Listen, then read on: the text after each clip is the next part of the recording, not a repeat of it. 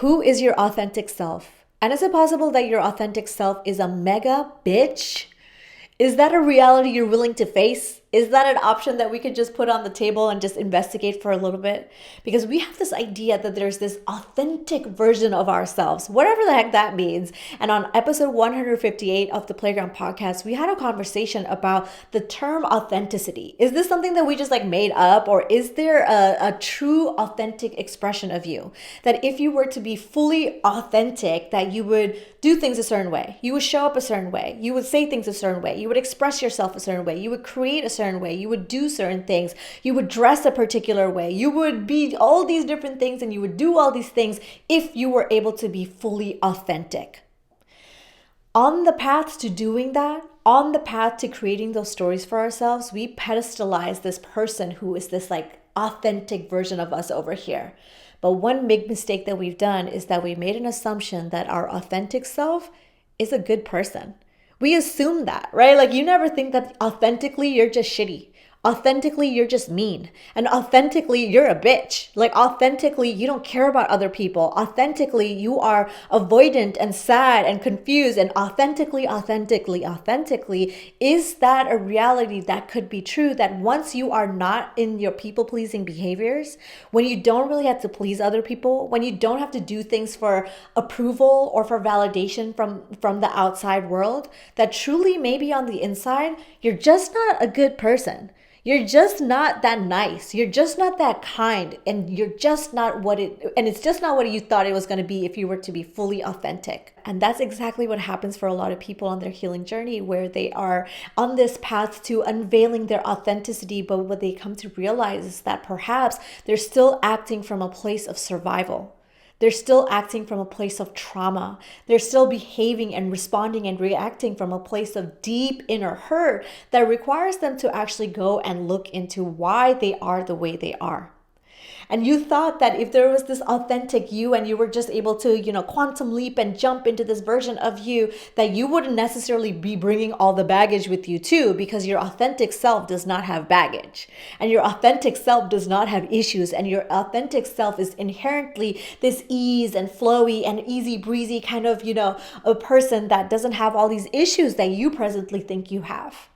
And once we become this authentic person, all of a sudden all these things are going to go away, because that's just what happens when we're authentic, right? We can just embody ourselves and just be, the best versions of ourselves, and et cetera, which can be a helpful mindset and helpful energy to help you get there. But it's not to negate the fact that you still have baggage. And that you still respond from a place of hurt, and you still have traumas and survival modes that are initiated in your physical somatic body that is making you show up in a different way than you would like to. And once that realization comes that you're like, wow, maybe at the core of myself, I'm just a bitch. And at the core of myself, I am just hurtful. And at the core of myself, I am mean. At the core of myself, I am avoidant and I'm rejecting. And then I am still going into this part of myself that is behaving out of having to survive. And you're at a place where you're not trying to survive anymore. You're trying to thrive. You're at a place where you are able to thrive, but you have to be able to witness yourself and acknowledge that perhaps some of the things that are authentic to you are not necessarily great qualities. Your authentically mean attitude is actually preventing you from having responsible and sustainable relationships that feel fulfilling. Your authentic meanness and bitchiness and I don't need anybody and hypervigilancy and I'll do it myself and I'll just be more resilient than I need to and then I'm going to burn out because I did it all myself is not actually serving you. And when you understand that this authenticity, it's not necessarily something that you unveil. Your authenticity is something that you build. You build who it is that you want to be. You build how it is that you want to experience life. You build the parts of you that, went through it, that has adversities, that has trauma, that has programming, not just up here, but in your physical body. And in the same way that we can reprogram our mind, we can also reprogram our physical body. So when you're on your path to authenticity, however it is that you want to define it for yourself, this is part of the exploration that you're going to be doing.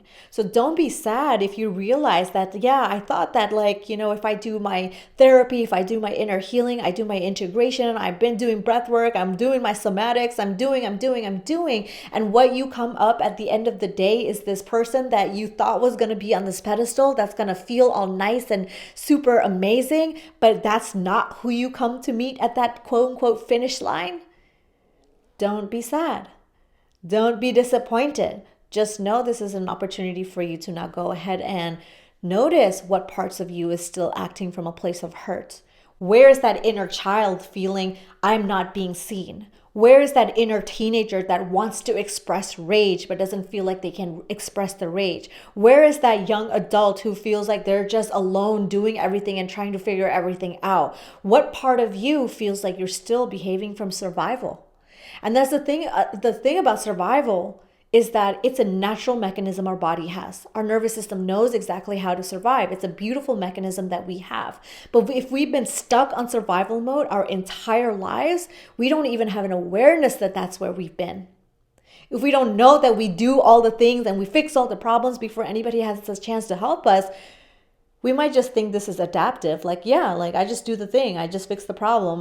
What's the big deal? You don't necessarily see it as you being in survival mode, but you see the repercussions. You feel the consequences of that. You feel that, it impacts the ways that you're able to have sustainable relationship and different layers of intimacy, not just in relationship, but with your friendships, not in romantic relationships, but with your friendships and your environment, your community, your clients, and all the different ways that you are wanting to show up more authentically.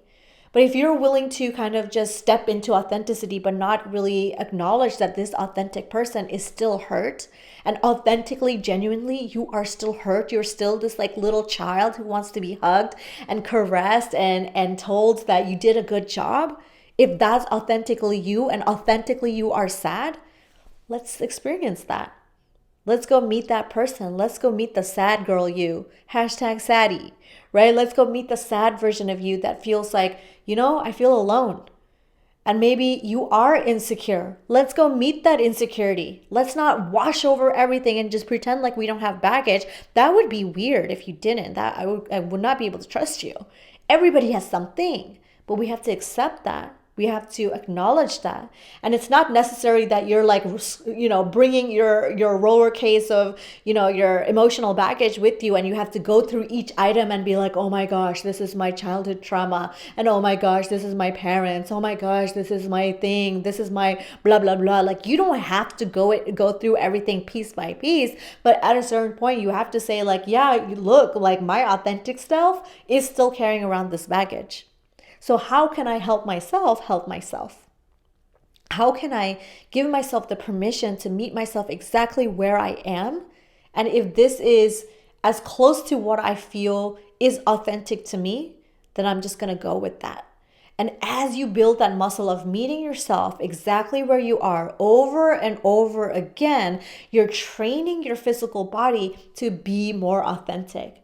Whatever that means for you. You're practicing your muscle with showing up and being able to stay in the present moment instead of always looking at somewhere else that you want to be and someone you always want to be, and this authentic, mystical, mythical version of you that exists out in the ether that you are, always running and chasing to have. Meet yourself here. That authenticity can exist the moment you allow it to. Friends, if you enjoyed this episode, go ahead and subscribe and etc. Just remember, the world is your playground, and until next time, I will catch you soon.